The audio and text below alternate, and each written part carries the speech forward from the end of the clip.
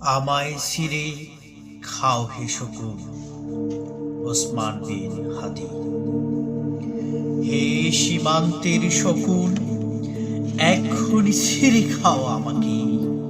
হে আটলান্টিকের eagle, শিগগির খুবলে খাও আমাকে।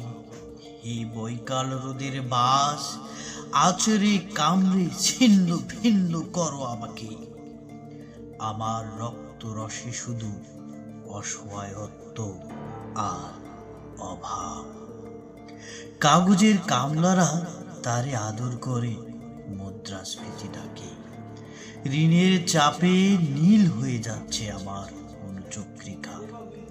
সংসার চালাতে অন্তরে হয় ইন্টারনাল ব্লিডিং। কি আশ্চর্য, তবুও আমি মরছি না।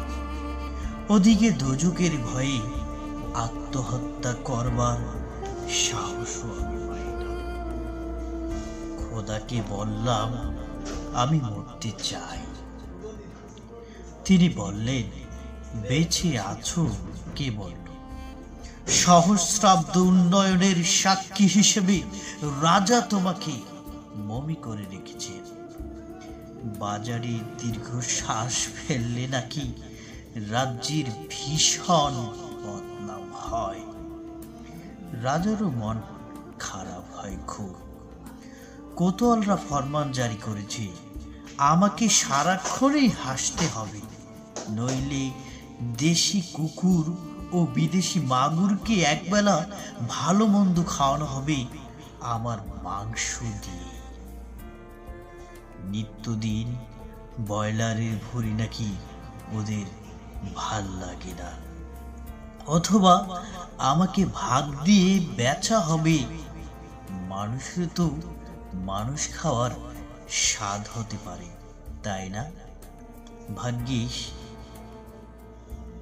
তা বিদেশি সুপার শপে বিক্রি হবে না।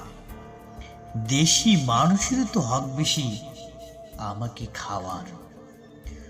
এই দোজকের যখন নিয়তি, তখন আমি উদাম হয়ে ডাকছি দুনিয়ার শ্রেষ্ঠ মাংসাশী বিহকদের। হে ঈগল, চিল ভয়ঙ্কর বাজেরা, হে সাম্রাজ্যবাদী সাহসী শকুনেরা, তোমরা F-35 মতো, MiG-29 মতো দল বেঁধে হামলে পড়ো আমার বুকে। আমার রান থান চক্ষু কলিজা আর সব তোমাদের গনিমতের মান। দেশি শুয়োর খুবলে খাওয়ার আগে আমায় ইচ্ছে মতো ছিঁড়ে খাও তোমরা। দোহাই, শুধু মস্তিষ্কটা খেও না আমার, তাহলে শীঘ্রই দাস হয়ে যাবে তোমরাও। ধন্যবাদ সবাইকে।